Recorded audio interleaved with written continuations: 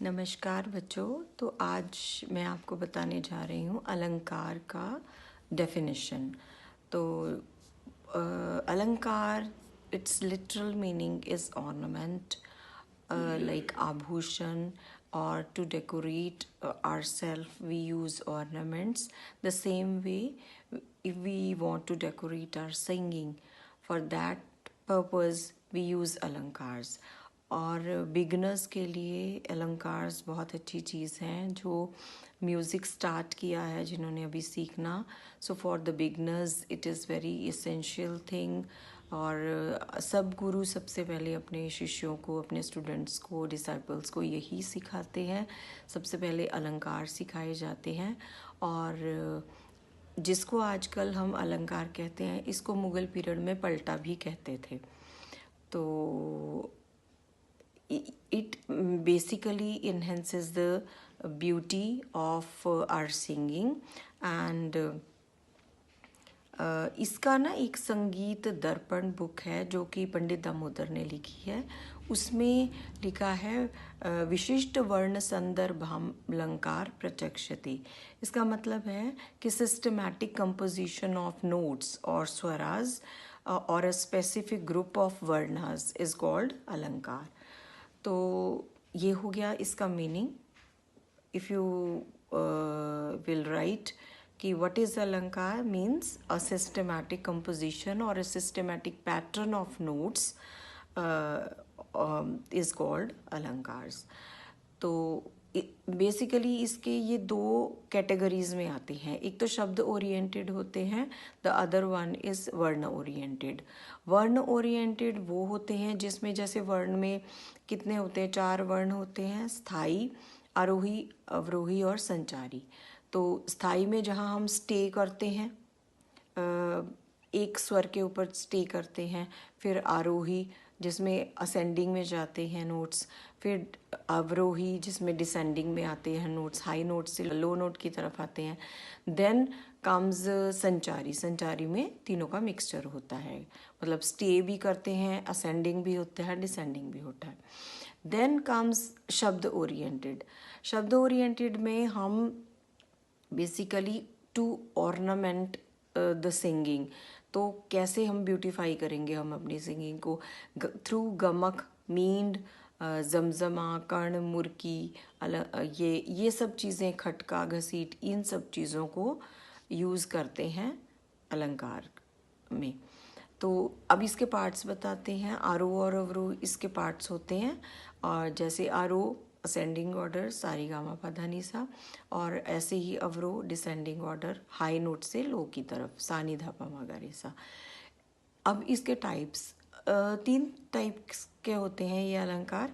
जैसे कि सिंपल अलंकार, then semi complex, then complex. Simple में बिल्कुल नॉर्मल, जो हम सीधे जाना सीधे आना, सा रे गा मा पा धा नी सा नी धा पा मा गा रे सा, या सा रे रे गा गा मा मा पा पा धा धा नी नी सा, सेम वे सा नी धा सा नी नी धा धा पा पा मा मा गा गा रे सा।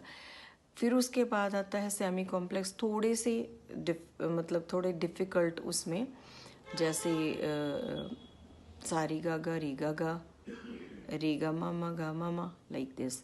अब इसमें थर्ड में आता है कॉम्प्लेक्स, बिल्कुल थोड़ा सा टफ होता है उसका पैटर्न। जैसे सारी गा गा रे सा रे गा मा गा रे, मतलब हम एक पैटर्न को ले रहे हैं, वो आगे भी बढ़ रहा है और स्टे भी कर रहा है और वो बैक भी हो रहा है। तो मतलब वही जैसे संचारी में सब कुछ आता है। So the same way that is called complex alankar. So these are the 3 types, simple, semi complex and complex. और पार्ट्स कौन से हैं? आरोह और अवरोह। और कैटेगरीज कौन सी है? वर्ण ओरिएंटेड एंड शब्द oriented. So this is all called अलंकार। So learn it well and you will get full marks for this. I am going to tell you about the definition of gamak. So swarasya kampo gamaka shroti chit sukhavah.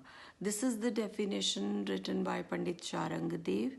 Swarasya kampo means when swars are vibrated, and gamakaha, it means this becomes gamak.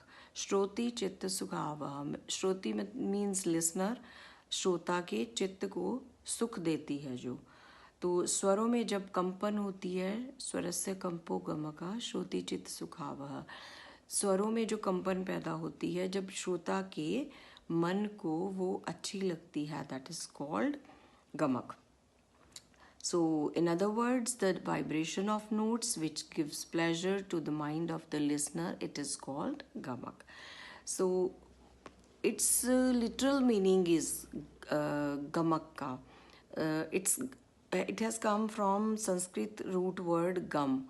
Gaman means movement, like chalna, walking, movement, we can say. But in musical term, when notes are vibrated and it which body part is used, like heart, most of when we are singing gamak, then it gives vibration to heart. And if there comes a question कि which body part is used while singing gamak, so that time there you can write it's heart. Heart पे, हृदय पे जोर पड़ता है जब हम इन स्वरों को गाते हैं, गमक के स्वरों को गाते हैं. So it's actually basically to embellish our singing, to beautify our singing. And it's of 15 types as written by Pandit Charangdev in Sangeet Ratnakar. And Narad Muni has also written 19 types of gamak in Sangeet Makarand. And we are going to discuss those 15 types of gamak that are written in Sangeet Ratnakar. So that is Andolit gamak, and it's vibrated like a swing. And then Kampit. Kampit is like today's khatka is there. So this is how it is sung. Then lean, Sfurit. Sfurit is like murki nowadays. And then Tirip, Plavit, Vali. Vali is a type of mead today people are using. Then Kurula is ghasit. Nowadays it is called. And then Mudrit, Hamfit, Tribhin, Ahat is a Karn, as I already mentioned in the definition of Karn. Nowadays Karn, that times Ahat. And then Ulhasit, Namit and Mishrit. These are the 15 types of gamak. Those were used in those days. So learn it well. God bless you all.